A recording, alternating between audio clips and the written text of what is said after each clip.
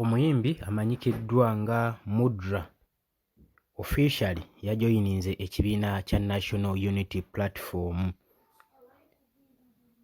Mudra yajoyininze era we twogerera y'omu ku bammemba ba National Unity Platform.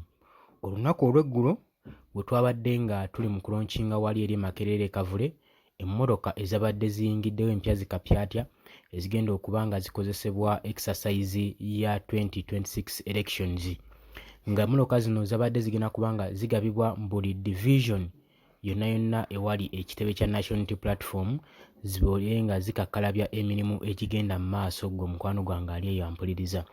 Kwanirizaako nnyo webale kwekuumira ku UG Updates TV, nkutegeeza nti nookola kyamaanyi nnyo okwekuumira ku mayengo gano yonna gy'osinza okuba nga otuwuliriza. Kakati mu bantu enkuyanja bye bayaniriza, abantu 270 mwe mwabadde ne Mudra. Mudra agambibwa nti n'okubanga gye bujjako mu maaso ali mu kutegeka konsati ye, naye ekyo tekimuganyizza kujoyininga kibiina kya National Unity Platform. Dan Sheila, musician Mudra The Vibe officially kimaze n'okulangibwa nti yamaze dda okuregistaringa nga memba wa National Unity Platform. Gwe mukwano gwange ali eyo ampuliriza. Era kati wa Nuupu. Mudra oluvannyuma lw'okujoyininga ekibiina kya National Unity Platform, Mudra ono nno si yasoose okuba nga ajoyininga ekibiina kino ekya National Unity Platform. Wabula kitegeeza nti nno yakampaninze Kabakko yabadde yajoyininze dda, Nina Rose yabadde yajoyininze dda. Bano bonna tubeebaza olw'okuba nga bawaddeyo omwoyo gw'eggwanga ogw'obutafa ne basobola okuba nga bajoyininga ekibiina ky'enkyukakyuka. Gwe mukwano gwange ali eyo ampuliriza. Mudra ya introducingiddwa President wa National Unity Platform Robert Kyagulanyi Ssentamu nga members mpya wamu ne banne mu political party eya National Unity Platform.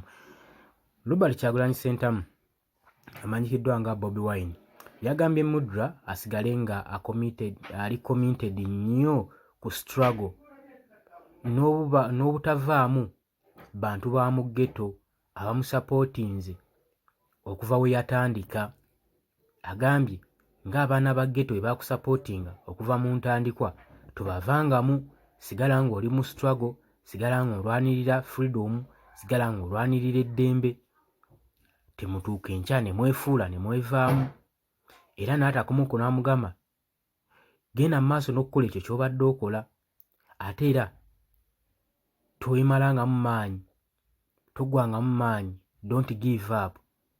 Ate era tovangamu abantu ba ghetto, kye kisinga obukulu, kubanga bw'ona obavaamu bajja kuluzinga trust gy'oli.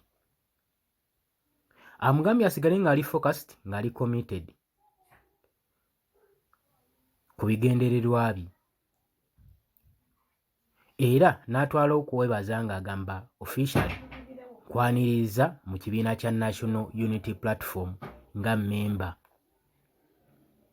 Bino yabigambye Mudra we yabadde ng'ali mu kwaniriza Kabakko ne Nina Rose wali eri mu kitebe kya National Unity Platform e Makerere Kavule.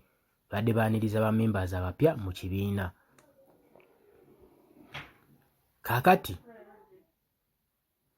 teyakomye okwo. President wa National Unity Platform, president w'abantu Robert Kyagulanyi Ssentamu yagenze maaso n'amugamba nga weewaddeyo okubanga ojoyininze ekibiina, nga weewaddeyo okusala eddiiro n'otaba mutiitiizi, n'otagendera ku mateeka ga nnakyemalira mu gavumenti ya Museveni, n'osalawo osale eddiiro ojje eno ewaffe mu nkyukakyuka, nange tetugenda kubanga tukusuulirira era tukutegeeza nti nno ku lunaku olwokutaano engeri gy'obadde otegeka konsati naffe tugenda kubeerayo ku konsati yo gy'otegeka olunaku olwokutaano. Bw'atyo President Robert Kyagulanyi Ssentamu walangiridde. Amugambye nti tubaaniriza nnyo, jjukira nti nno tujjukira bulungi gavumenti ejje recruiting abayimbi bonna ebayita nebawa ebifo eby'amaanyi mu gavumenti. Buli muyimbi avaayo kubanga asobola okubaako ne change gy'ateeka mu Uganda.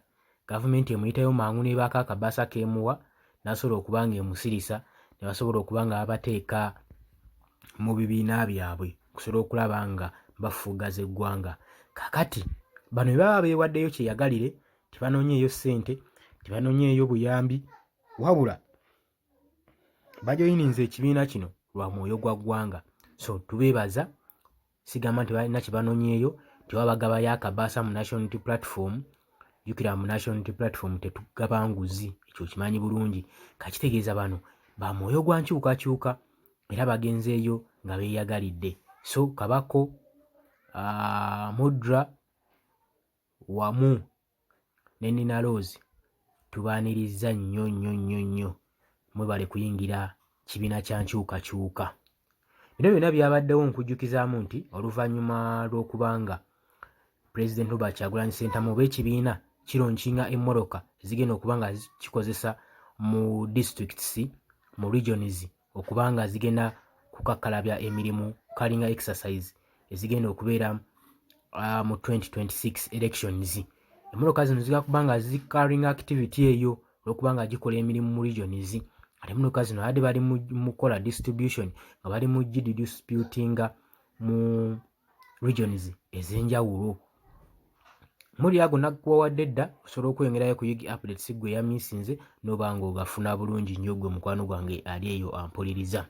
Kakati kitegeeza ekibiina kyongera kuba nga kizitowa singa muvaamu mu society oba mu community common figure, figure abantu ze batrustinga ne zigenda maaso n'okuba nga batwala ng'ekyokulabirako, bafuuka role model oba bafuuka exemplary eri abatuuze. Kitegeeza eggwanga lijja kulaba ekituufu, bajja kuba bataddewo ekitangaala okusobola okutangaaza eggwanga ku ki ekituufu ekigenda mu maaso. Mukwano we, tukubiriza abayimbi mwenna abali eyo abatannaba kuba nga mufuna ekirowoozo okujoyininga ekibiina kya National Unity Platform.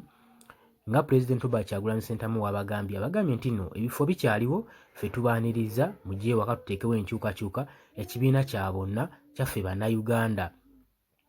Era nayogera n'obakubirizaamu nti gwe atya jangu ku ssomero, yitayeko ku ssomero n'essomero we liri obeere ng'obangulwamu, obeere ng'ofunamu ebyokuyiga, otegeere ki ekituufu ekyokukola muganda wange, oleme kubeera eyo ng'otiiririra gwe yenna ali eyo. Abaaniriza nnyo Pulezidenti Robert Kyagulanyi Ssentamu. Kutegeeza mukwano gwange gwe yonna eyeekumira ku Yugi Updates TV ate nawe kuba ng'osubscribinga, kutegeeza genda mu maaso osubscribinge. Naye nga nkwebazaako webale emirimu gy'okola egy'obutaweera egy'okuba nga buli kadde weekuumira ku Yugi Updates TV. Tovaako, sigala nga kw'oli ebbanga lyonna. Osobola n'okwagalizaako muno n'asubscribingako ku eno channel nesobola okuba nga tunyweza ekigambo ky'enkyukakyuka gwe mukwano gwange ali eyo ampuliriza. Tubaagala nnyo. Naddala mmwe bannabulaaya abali ku kyeya bakakkalabya nammwe temuva ku Yugi Updates TV. Tubaagala nnyo, mweraba.